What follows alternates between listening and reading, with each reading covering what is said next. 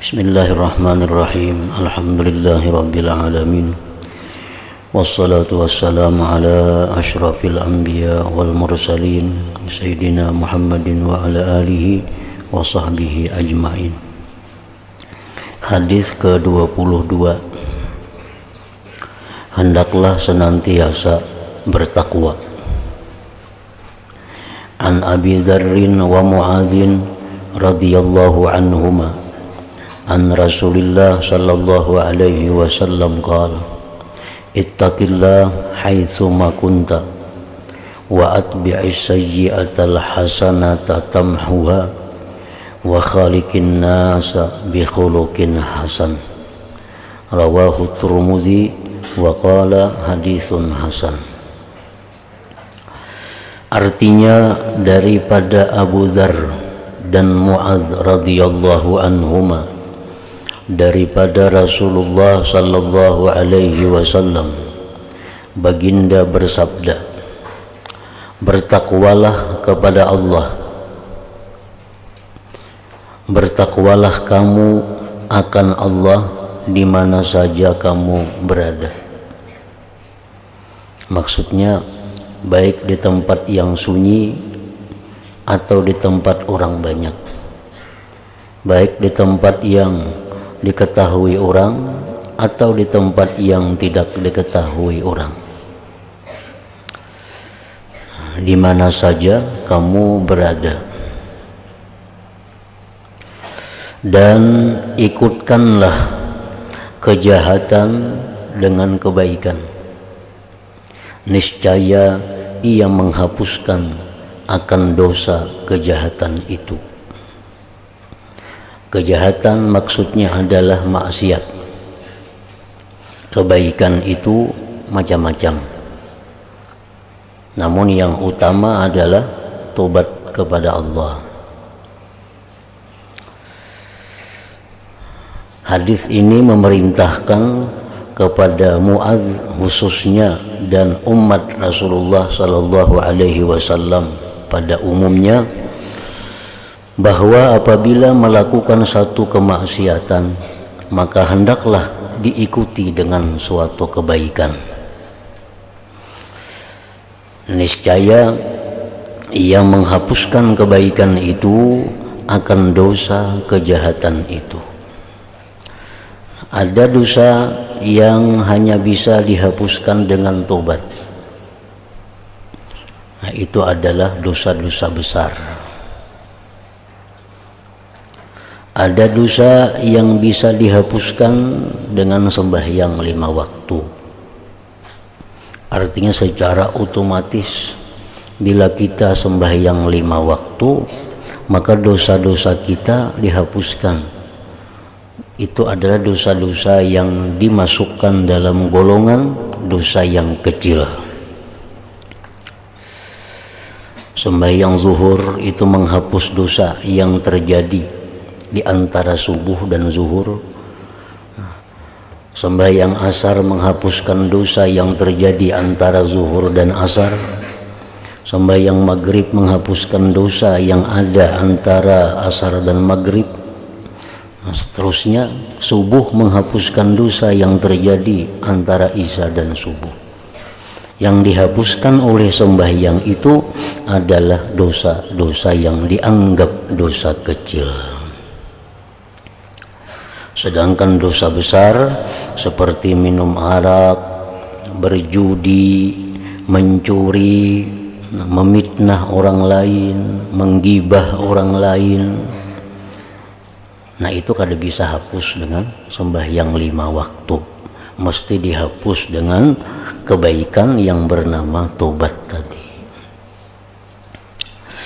Dan bergaullah akan manusia dengan akhlak yang baik, dan bergaullah akan manusia dengan akhlak yang baik.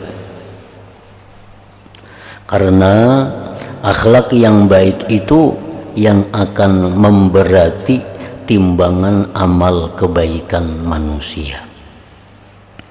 Orang ini ditimbang amalnya, maka ternyata banyak dosanya.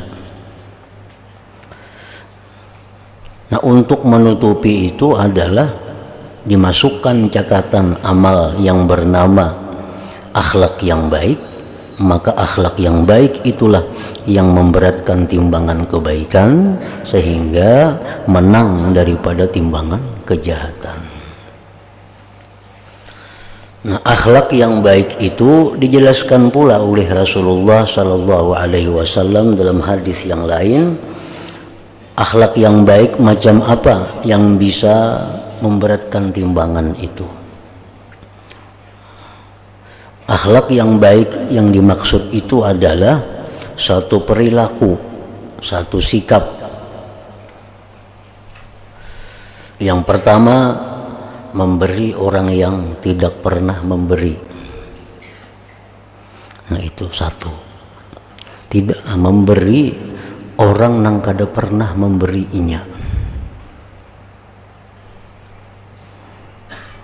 Orang tuh lawan kita kada pernah memberi apapun, kada pernah. Nah, kita disuruh untuk memberi orang itu kalau kita berakhlak yang baik.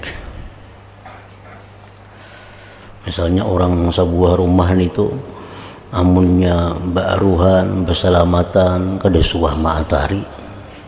Seumuran dah itu kada suah maatari. Nah, bila kita nang berselamatan, nah kita atarinya. Itu contohnya. Nah, kawan ini kada suah membayariakan minum di warung.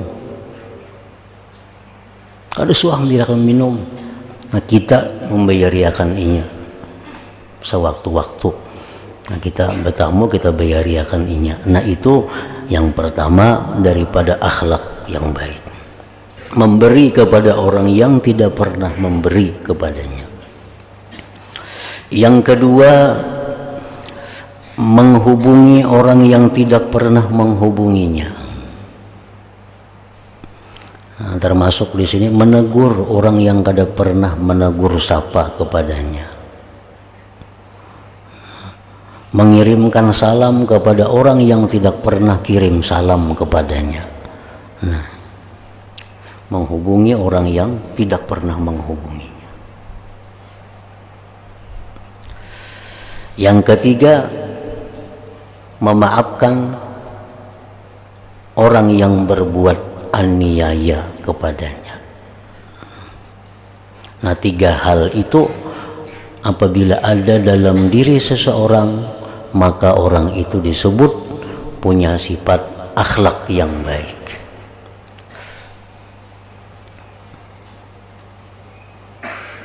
Memberi kepada orang yang tidak pernah memberi, menghubungi orang yang tidak pernah menghubungi, memaafkan orang yang aniaya atasnya, memaafkan orang yang menyakitinya.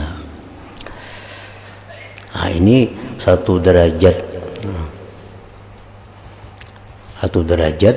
yang tinggi. Nah, lawannya akhlak yang baik itu akhlak yang buruk. Akhlak yang buruk tuh kayak apa?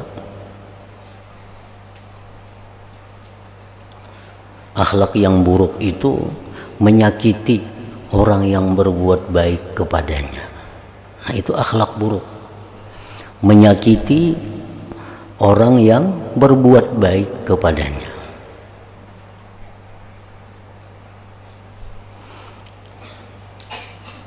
Orang memberi terus ini ada soal memberi. Nah, itu akhlak yang buruk. Orang menyapa menagur terus ini ada mau nagur orang. Nah, ini akhlak yang buruk.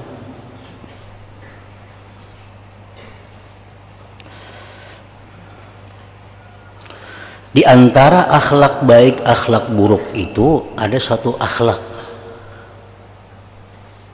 yang ini disebut kada sampai kepada derajat baik, tapi kada juga disebut derajat yang buruk.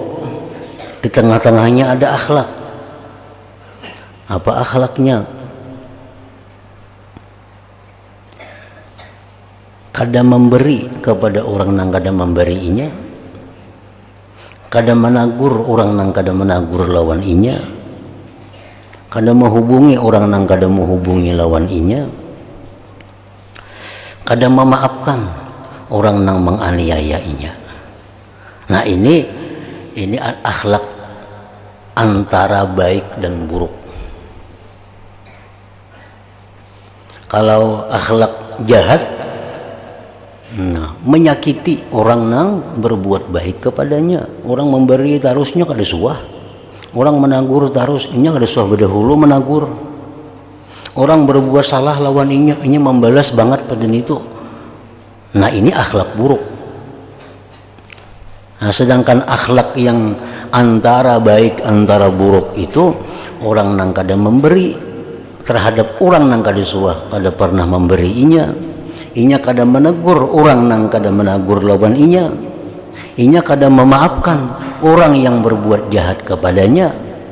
Nah ini tengah-tengah, akhlak tengah-tengah.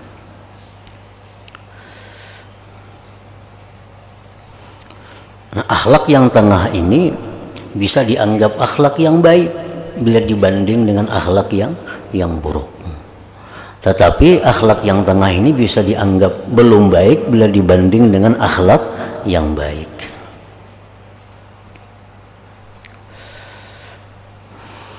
Hadis ke-23, amalan yang memasukkan ke dalam surga dan menjauhkan daripada api neraka.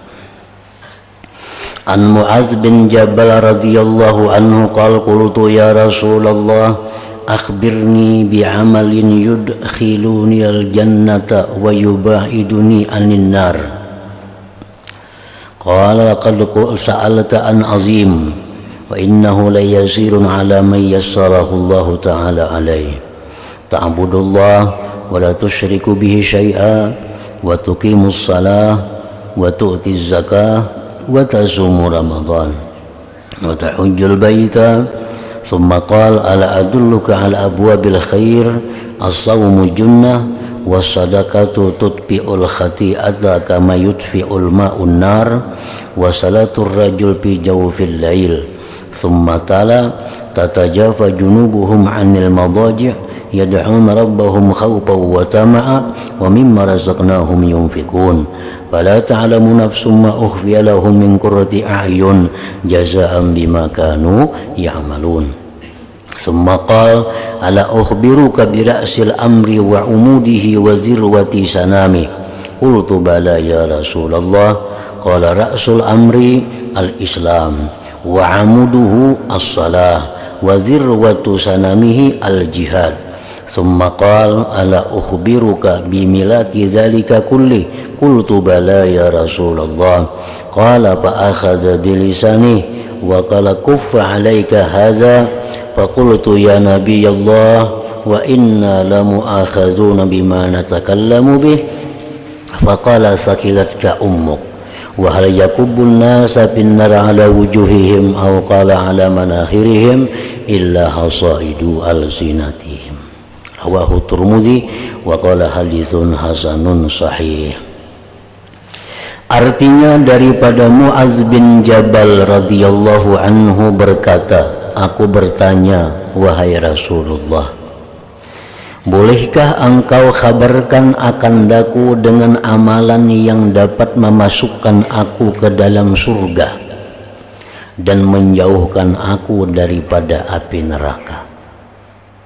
Minta amalan lawan Nabi supaya mati ke surga. Lalu baginda Rasul menjawab, sebenarnya engkau telah bertanya tentang sesuatu yang sangat besar. Nah, jar Nabi kami ini muazai betakun sesuatu yang sangat besar. Amalan yang masuk surga, kadakan neraka. Itu sesuatu yang besar. Dan bahwasanya perkara itu mudah atas orang yang dimudahkan oleh Allah Ta'ala. Amalannya Nabi berat, amalannya susah supaya masuk surga itu, amalannya sulit supaya jangan masuk neraka itu. Tetapi ujar Nabi, yang sulit-sulit itu mudah, nyaman bagi orang yang dimudahkan Allah. Namun orang yang sudah dimudahkan Allah, artinya orang yang sudah memang ditakdirkan Allah sebagai penghuni surga, amalan itu kada sulit. Tapi bagi orang yang ditakdirkan Allah sebagai ahli kejahatan, yang ditakdirkan Allah sebagai ahli neraka, maka amalan ini sangat sulit. Amalan itu ialah, ujar Nabi kita, wahai Muaz, bahwa engkau menyembah akan Allah Ta'ala dan engkau tidak menyekutukan dengannya akan sesuatu.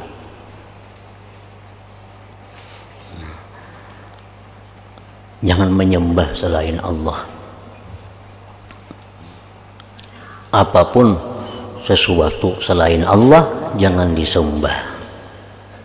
Nah, ini jangan diartii orang yang menyembah berhala, menyembah bulan, menyembah matahari. Bukan itu maksudnya. Arti bukan khusus itu. Tetapi secara umum orang yang menyembah selain Allah itu adalah orang-orang yang mengiktikadkan dalam hatinya bahwa ada sesuatu yang memberikan bekas selain daripada Allah. Walaupunnya sembahyang, walaupunnya agama Islam, tapi dalam hatinya ada sesuatu yang bisa memberi bekas. Berarti itu menyekutukan Allah. Sedangkan yang memberi bekas itu hanya satu, yaitu Allah. Yang lain kadada. Nah, bila dalam hati kita ini ada sesuatu yang memberi bekas selain Allah, berarti kita menyekutukan Allah. Jadi jangan dikira seorang ini sudah nyata menyembah Allah kadang menyekutukan, karena kada suah nyembah berhala, ada pernah nyembah matahari, ada pernah nyembah bulan. Padahal banyak orang-orang yang mengaku Islam, sembahyang, orangnya puasa, tapi orangnya itu menyekutukan Allah. Dengan cara apa menyekutukan Allah? Antara lain menyekutukan Allah, mengiktikadkan, meyakinkan di dalam hatinya bahwa sesuatu itu memberi bekas. Nah, contohnya orang sakit. Nah, orang sakit diberi obat lalu sembuh. Nah, inya beranggapan obat itulah yang menyembuhkan inya. Jika kada ada obat itu kada ampih. Dalam hatinya, andai kata obat itu kada diminum, kada mau ampih. Obat tuh bang, nang maampihinya. Nah, ini ngarannya menyekutukan Allah. Padahal sudah kita ketahui yang menyembuhkan itu hanya adalah Allah, bukan obat, bukan apa, bukan apa. Inya kada obat nama ampihi. Nak membuktikan jarnya ikam jangan minum obat kada mau tuh ampih. Nah, coba ikam kada berobatan mau lah ampih. Kada mau ampih kalau obat tuh jarnya nang menyembuhkan. Padahal mestinya orang yang beriman nang kada menyekutukan Allah, mestinya obat itu adalah sebab. Obat itu hanya sebab. Yang menyembuhkan itu adalah Allah Subhanahu wa Ta'ala. Nah, artinya sebab itu apa? Bahwa Allah bisa saja menyembuhkan tanpa melalui obat itu. Dengan cara apakah bisa saja Allah itu menyembuhkan. Pokoknya yang menyembuhkan itu Allah. Itu contoh obat. Contoh lain yang banyak orang menyekutukan Allah mengenai rezeki. Nah, orang-orang yang mengiktikadkan dalam hatinya bahwa rezeki itu didapat dengan usaha. Macam ada berusahaan, kayak pemakan, kayak mengungkusi anak buah. Macam bagaimana di rumah? Siapa yang memberi duit? Nah, ini sudah mengiktikadkan dalam hatinya bulat. Kada berusaha, kada boleh duit. Ini orang menyekutukan Allah ngarannya. Nah, jadi banyak orang Islam tapi menyekutukan Allah. Bujuranya kada pernah nyembah berhala, nyembah patung. Tapi i'tikad dalam hatinya, i'tikad seperti orang menyembah berhala itu. Allah bisa mendatangkan rezeki melalui usaha, bisa. Melalui kada usaha, bisa. Jangan dipadahkan, mau kada berusaha di mana boleh duit. Nah, mau kada bercari, mana boleh duit.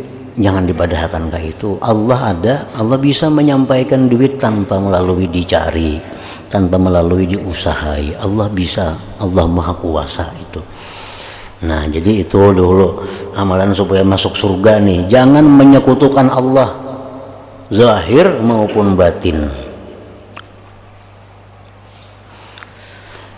Nah, yang kedua, dan engkau mendirikan sembahyang. Mendirikan sembahyang.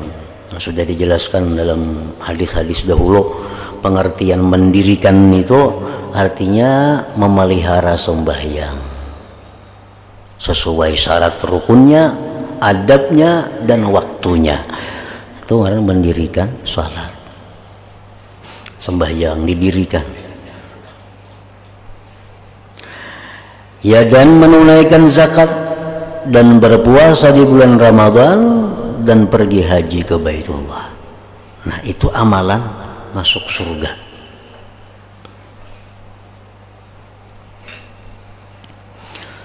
Bila kita sudah kadang menyekutukan Allah zahir dan batin, kita mampu mendirikan salat, kita sudah menunaikan zakat, sudah melaksanakan puasa, bagi yang mampu sudah naik haji, maka orang itu sudah jelas ke surga matinya.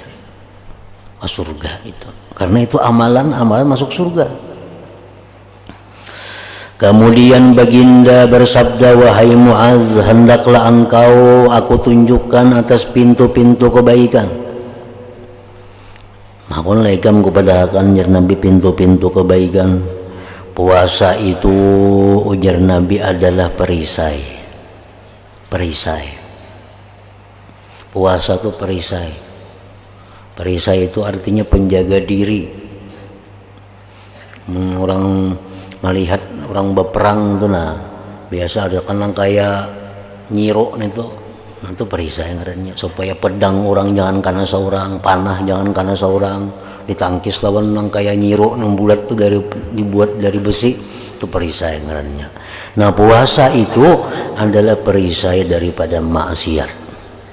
Puasa perisai dari maksiat. Hendak melihat nang haram, ingat aku puasa. Hendak berkata nang haram, ingat aku puasa. Hendak berpakaian nang haram, ingat aku puasa. Nah, puasa itu perisai. Dan sedekah itu memadamkan kejahatan seperti halnya air memadamkan api. Banyak maksiat-maksiat yang dihapuskan sebab sedekah.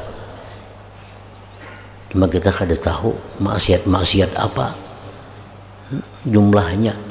Pokoknya ada maksiat-maksiat yang hilang, yang terhapus dengan sedekah itu. Dan sembahyang seseorang di tengah malam, nah, tahajud tengah malam, itu adalah merupakan pintu kebaikan. Lalu baginda Rasul membaca ayat seperti apa yang disebutkan dalam hadis di atas yang bermaksud, sebenarnya renggang lambung mereka dari tempat hamparan mereka. Mereka berdoa akan Tuhan mereka karena takut akan siksaannya dan karena mengharap akan rahmatnya. Dan mereka mendermakan sebagian daripada harta yang diberi rizki akan mereka. Maka banyak perkara-perkara yang tidak diketahui oleh setiap diri daripada apa-apa yang dirahasiakan, yang berupa bidadari yang galak mata sebagai balasan terhadap amalan-amalan mereka. Itu Al-Quran terjemahannya yang menunjukkan tentang keutamaan orang yang bangun di tengah malam tahajud kepada Allah. Kemudian baginda bersabda pula, wahai Muaz, hendaklah aku kabarkan dengan pokok segala urusan dan tiangnya dan kemuncak tempat ketinggiannya. Aku berkata, bahkan wahai Rasulullah, mau wahai Rasulullah. Lalu baginda bersabda, pokok urusan itu ialah Islam. Islam itu pokok dahulu. Bila kada Islam, nang apa aja kada ada. Bila kada Islam, nang apa aja kada ada kebaikan lagi orang itu. Orang tuh kada Islam, sosialnya tinggi, tapi orangnya kada Islam, kan jadi napa-napa, kada jadi pahala. Islam itu pokok dulu.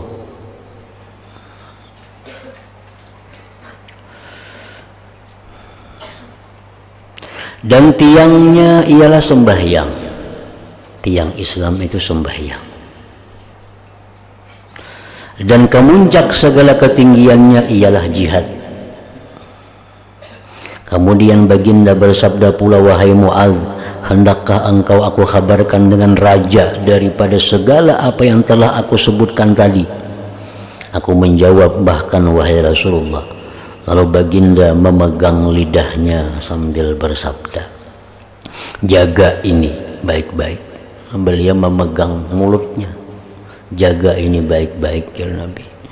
Aku bertanya, wahai Rasulullah, apakah kami akan disiksa dengan perkataan yang kami katakan? Ujar Mu'adz, wahai Rasulullah, kami ini kayaknya disiksa kah? Mun kami tersalah ucap, tersalah kata. Apakah kami disiksa dengan sebab perkataan kami? Baginda menjawab, celaka akan engkau oleh ibumu. Bukankah yang banyak mencampakkan manusia ke dalam api neraka, ke atas muka mereka atau hidung mereka, ialah hasil daripada pekerjaan lidah mereka sendiri. Nah, yang paling banyak orang itu masuk neraka, wahai Mu'adz, itu adalah akibat daripada tutur katanya sendiri. Karena tutur kata, ucapan-ucapan kita itu bisa menghancurkan amal kebaikan yang telah lalu. Kita bersedekah, kita berhadiah, nah itu bagus kalau bagus. Begitu kita mengucapkan kata-kata yang disebut dengan man wal aza, kata-kata itu ngarannya man wal aza, maka seapapun yang kita sedekahkan itu hilang. Kada berpahala lagi, kada berpahala lagi. Bersedekah, berwakaf, apa saling banyakan, tapi kata-katanya menyakitkan hati orang yang menerima. Nah, kata-katanya menyakitkan hati orang yang menerima, maka itu kata-kata tadi yang menyebabkan dosa. Yang kedua, pahalanya hilang dengan sebab kata-kata tadi. Nah, jadi Mu'adz ini kada tahu, dikira Mu'adz perkataan itu kada bisa memasukkan ke neraka. Bukan demikian, celaka kamu wahai Mu'adz, jar Nabi. Yang paling banyak memasukkan manusia ke neraka itu adalah tutur kata mereka itu, ucapan-ucapan mereka sendiri. Hadis ke-24, takwa dan perpaduan asas keselamatan di akhir zaman.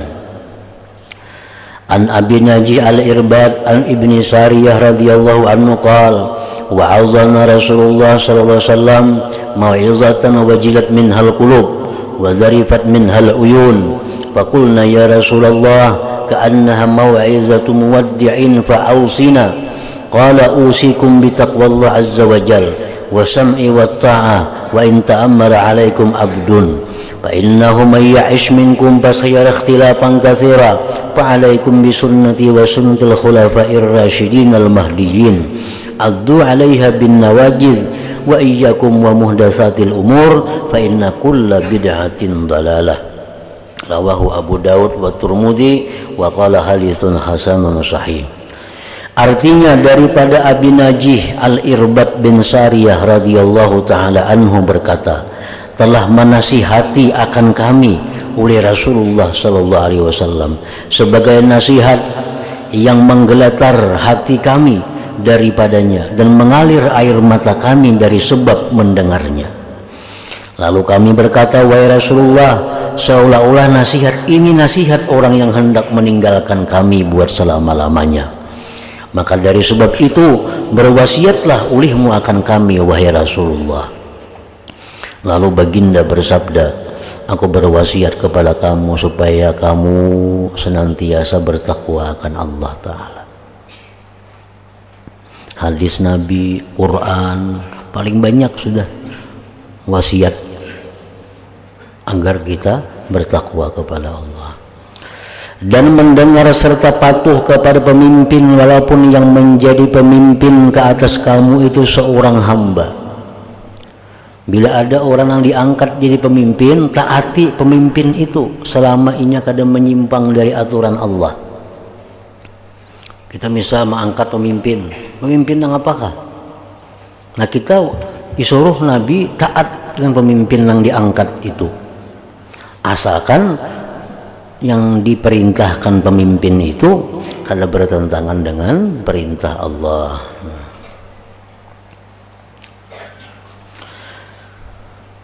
Maka barang siapa di antara kamu yang akan hidup lama, ya Nabi, siapa di antara kalian yang panjang umur, pasti ia akan melihat perselisihan yang banyak.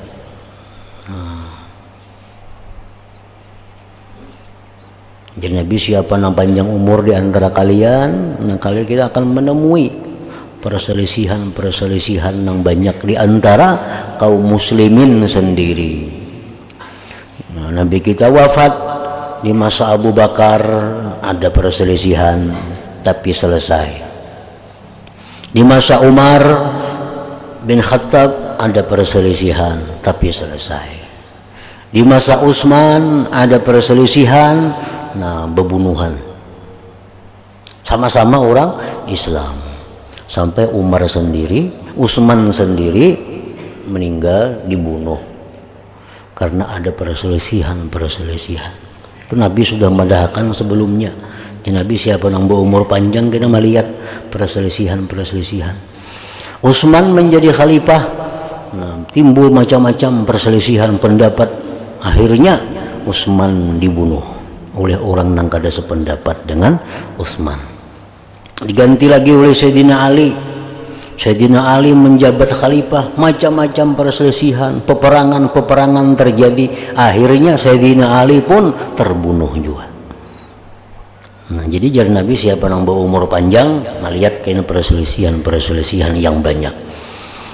Oleh karena itu, maka peganglah sunnahku, jar Nabi, peganglah sunnahku dan sunnah para khulafaur rasyidin al-mahdiyyin, khalifah yang memberi petunjuk dan diberi petunjuk atau hidayah. Ikuti khalifah-khalifah nang rasyidin itu, Abu Bakar, Umar, Utsman, Ali, itu khalifah rasyidin. Ikuti itu, jangan menentang itu. Bila menentang itu salah sudah. Dan hendaklah kamu gigit sunnah-sunnah itu dengan geraham kamu. Artinya pegang kuat-kuat. Pegang kuat-kuat sunnah Nabi, sunnah khulafa rasyidin itu, dan tinggalkanlah segala perkara yang baru yang diadakan di dalam agama, karena setiap bid'ah, perkara yang baru itu adalah sesat. Tinggalkan itu. Jadi sunnah Nabi, sunnah khulafaur rasyidin itu yang kita disuruh pegang. Nah, sunnah itu ada sunnah yang memperbuat, ada sunnah yang tidak memperbuat, ada sunnah yang memang tidak ada dalam sunnah.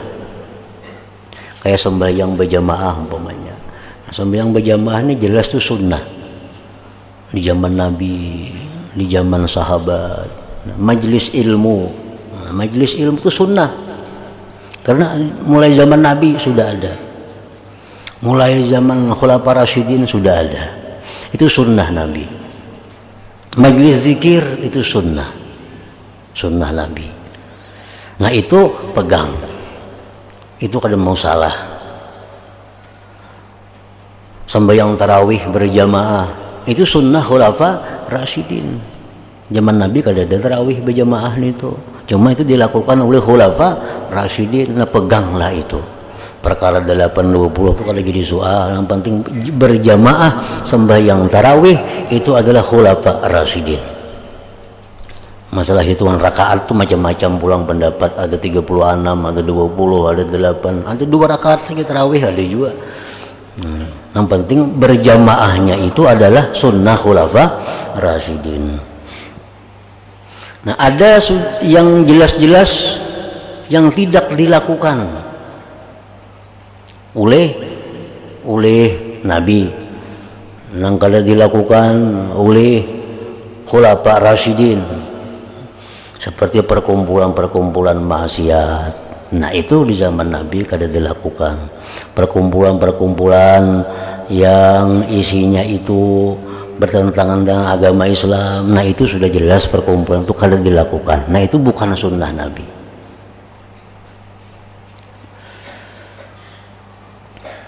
Jadi Nabi kita menyuruh agar kita ini berpegang dengan sunnah beliau dan jangan hendak maulah-ulah ajaran agama.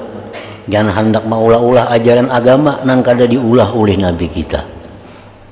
Jangan hendak memasukkan ke dalam agama satu ajaran, satu apa nang bukan diajarkan oleh Nabi kita.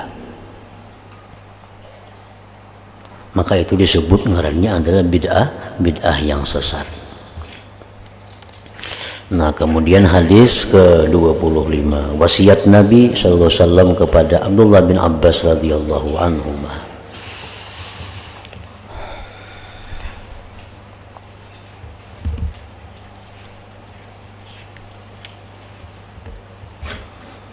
Kita membaca surah 4 yang mana pahalanya mudahan disampaikan Allah kepada almarhum Muhammad Subli bin Abdul Aziz atau Uwa Tukang yang meninggal pagi tadi jam 6. Mudah-mudahan surah 4 yang kita baca ini pahalanya disampaikan Allah kepada almarhum.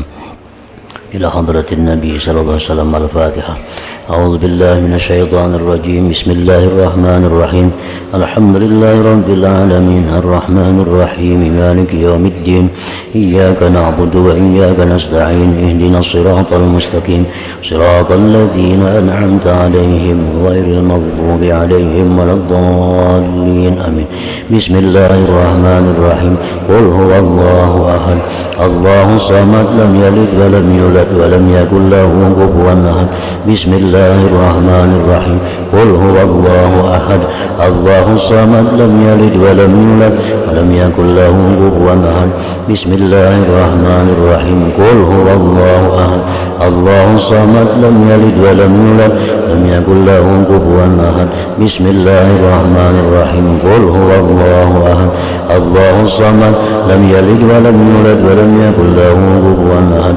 Bismillahirrahmanirrahim. Qul huwallahu ahad.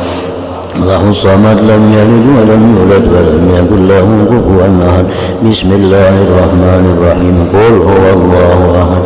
Allahus samad. Lam yalid wa lam yulad wa lam yakul lahu kufuwan ahad. Bismillahirrahmanirrahim. Qul huwallahu ahad. Allahus samad. Lam yalid wa lam yulad wa lam yakul lahu kufuwan ahad. Bismillahirrahmanirrahim. Qul huwallahu ahad. Allahus samad. Lam yalid wa lam yulad wa lam yakul lahu kufuwan ahad. Bismillahirrahmanirrahim. Qul huwallahu ahad. Allahus samad. Lam yalid wa lam yulad lam yakul lahu kufuwan ahad. La ilaha illallah wallahu akbar. Bismillahirrahmanirrahim. Qul a'udzu birabbil falaq min syarri ma khalaq wa min syarri ghasiqin idza waqab wa min syarri an-naffathati fil 'uqad wa min syarri hasidin idza hasad. La ilaha illallah wallahu. Bismillahirrahmanirrahim. Qul a'udzu birabbin nas malikin nas ilahin nas min syarril waswasil khannas الذي يوسوس في صدور الناس من الجنة والناس. لا إله إلا الله والله أكبر. بسم الله الرحمن الرحيم. الحمد لله رب العالمين. الرحمن الرحيم. مالك يوم الدين. إياك نعبد وإياك نستعين. اهدنا الصراط المستقيم.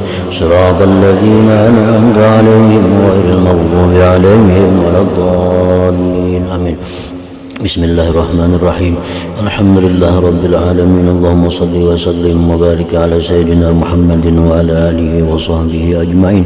Allahumma awsil wa balligh wa taqabbal waj'al thawaba ma qara'na min al-Qur'anil azim wa ma amilna bi hadzal majlis min anwa'il khairat hadiyatan balighah wa rahmatan nazilah wa sadaqatan mutaqabbalah nuqaddimuha wa nuhdiha ila ruhil mustafa sayyidina Muhammad sallallahu alaihi wasallam ثم إلى أرواح أزواجه وأولاده وأهل بيته وأصحابه وذرياته الكرام ثم إلى أرواح جميع الأولياء والعلماء العاملين والشهداء والصالحين ثم إلى أرواح المسلمين والمسلمات والمؤمنين والمؤمنات خصوصا إلى الروح محمد سبلي بن عبد العزيز اللهم اغفر له وارحمه وعافه واعف عنه اللهم اغفر له وارحمه وعافه واعف عنه اللهم اغفر له وارحمه وعافه واعف عنه اللهم اجعل قبره روضة من رياض الجنة اللهم اجعل قبره روضة من رياض الجنة اللهم اجعل قبره روضة من رياض الجنة اللهم اجعله فكاكا له من النار وحجابا له من النار وسترا له من النار برحمتك يا عزيز يا غفار